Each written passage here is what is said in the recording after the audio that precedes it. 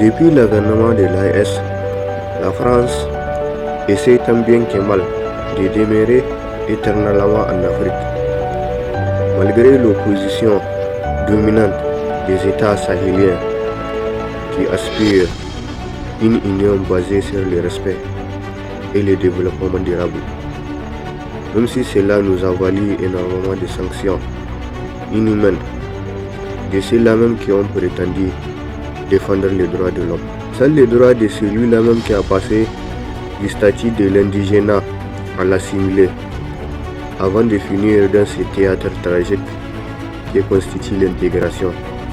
Une intégration des politiciens corrompus qui intègrent les ressources africaines dans les ministères des Affaires secrètes du pillage occidental. Pour ne pas dire une intégration des troupeaux de moutons politiciens qui obéissent naïvement à la métropole. Même si je me demande si c'est un crime d'être né en Afrique. Même si j'en ai marre de ces politiciens qui polluent l'Afrique pour une science qui n'hésite pas à inoculer des produits stérilisants dans des vaccins offerts généreusement à l'Afrique.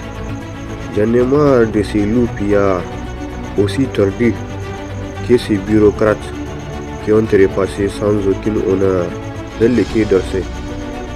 J'en ai marre de ces politiciens tordus qui se cramponnent dangereusement sur la vieille machine coloniale française. J'en ai marre de ces politiciens qui servent de cow-boys aux manœuvres frauduleuses de l'Amérique et de l'Europe dans la République démocratique du Congo. Même si je me demande si un jour Macron et son mari vont déclassifier les dossiers sur les crimes commis par le gouvernement français en Afrique. Tout comme quand l'Amérique a déclaré récemment qu'elle a sponsorisé des terroristes pour laver les linges sales d'un pays dit de la liberté.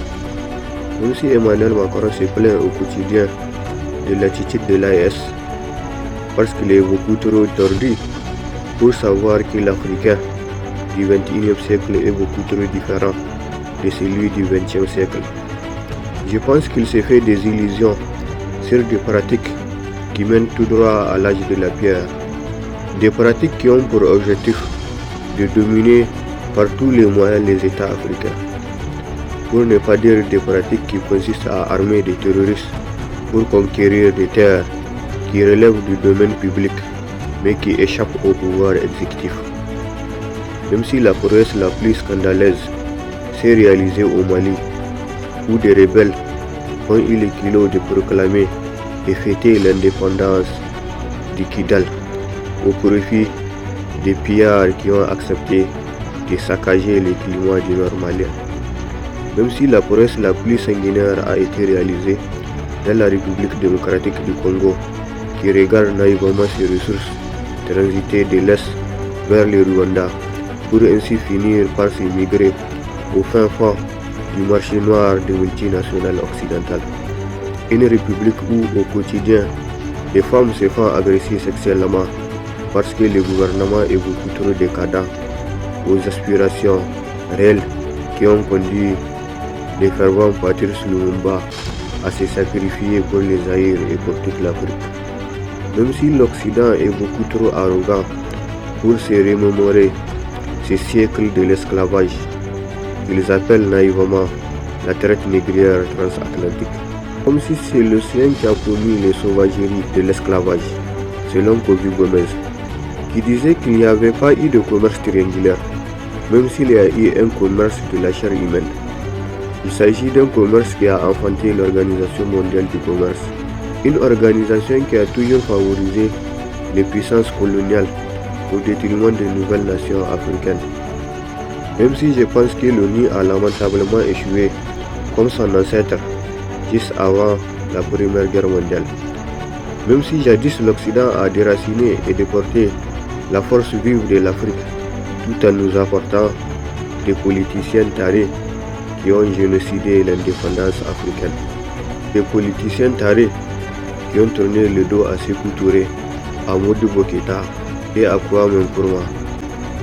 Des politiciens qui ont le sentiment qu'ils devraient s'assimiler ou s'intégrer comme une putain qui exécute les 4 volontés de l'Occident, même s'ils ont oublié que jadis leurs ancêtres ont été rois, et que l'Afrique fut jadis une reine qui a vaincu et poussé Alexandre le Grand avec une armée de femmes. Elle fut une reine majestueuse qui a exécuté et mené les toutes premières expéditions maritimes. Elle fut à l'origine de la médecine, comme de toutes les sciences qui caractérisent les nouvelles techniques modernes. Et que tout comme Léonidas contre l'Empire perse, le fervent Amadou Kourandaga n'a pas hésité à décapiter la mission Kazimazou pour ne pas capituler face à la machine coloniale française. Une machine coloniale qui coupait la main à des esclaves, tout comme les plus grands criminels de la colonisation que j'ai nommé Léopold II, un esclavagiste qui a eu le mérite de couper la main à plus de 20 millions de personnes. Même si j'ai appris que certains avenirs de la République démocratique du Congo portent le nom de ces ignobles individus.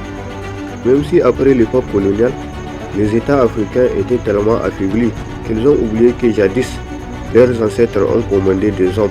Ils étaient tellement affaiblis qu'ils avaient oublié que jadis, leurs ancêtres ont tué des hommes pour ne pas vivre comme des esclaves. Même si Ouattara, Talon, Tinubu, Biya et beaucoup d'autres politiciens n'aspirent qu'à servir la métropole.